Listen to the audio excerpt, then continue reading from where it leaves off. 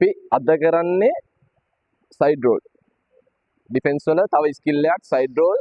මේක මම මූලික දේවල් ටික කරලා පෙන්නන්නම්. ඊට පස්සේ අපි කට්ටියත් එක්කම කරමු. අපි දකුණු පැත්තට සයිඩ් රෝල් එක දානවා කියලා හිතන්නකො.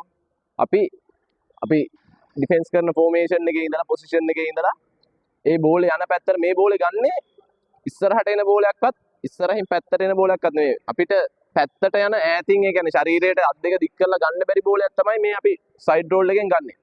එතකොට අපේ අවශ්‍ය පැත්තට දකුණු පැත්තට යනවනම් දකුණු පැත්තේ පාදය වම් පැත්තට දානවා. සමා වෙන. දකුණු පැත්තේ පාදය දකුණට දානවා. ඊට පස්සේ අපේ අත අපිට හුරු විදියට එක්ක බෝලෙට ගහද්දි මෙහෙම හුරු නම් මෙහෙම හුරු නම් මෙහෙම නම් මෙහෙම ඒ පැත්තට බෝලෙට ලං වෙනවත් එක්කම අපි වම් පාදය ඉහළට මේ ඇඟිලි තුඩු ඉහළට උසවනවත් එක්කම අපේ බට් එක තියා ගන්නවා දකුණු පැත්තේ හීල් එක උඩින්.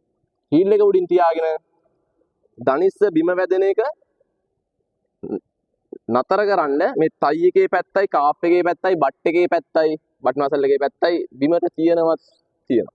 හරිද? මේක වේගෙන් කරද්දි ඒත් එක්කම තමයි අපි බෝලෙට ගහන්නේ. බෝලෙට ගහලා අත දිගෑරලා පොළවෙන් තියනවා. එතකොට අපේ නිදහස් අත තියෙනවනේ.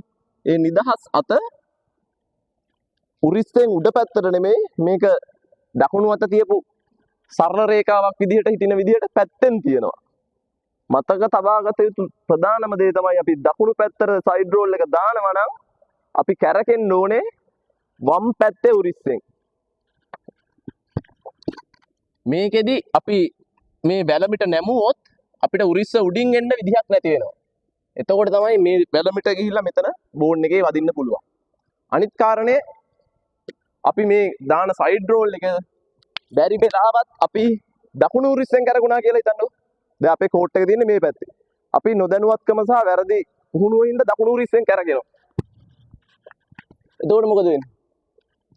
එතකොට අපි වැරදි දිශාවකට තමයි ආපහු මූණ දෙන්නේ. ඒකම තමයි අපි වම් පැත්තට ගියොත් 1 2 3 roll.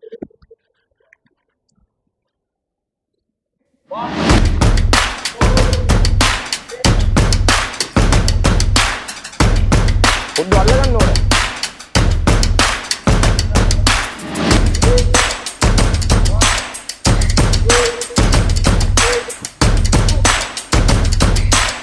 හොඳයි.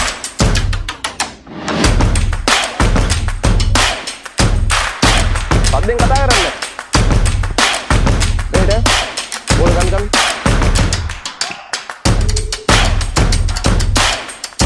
ගන්න හැමෝම එන්නේ. try කරන්න හැමෝම. ඊගාවට එන එක මගේ බෝල් දෙක. ඔව්. බෝල් අර පැත්තට යන්න කෝට් එක පැත්තට යන්න. අන්න වැරදි. වම් පැත්තට යනවා නම් දකුණු පැත්තේ ෂෝල්ඩර් එකෙන්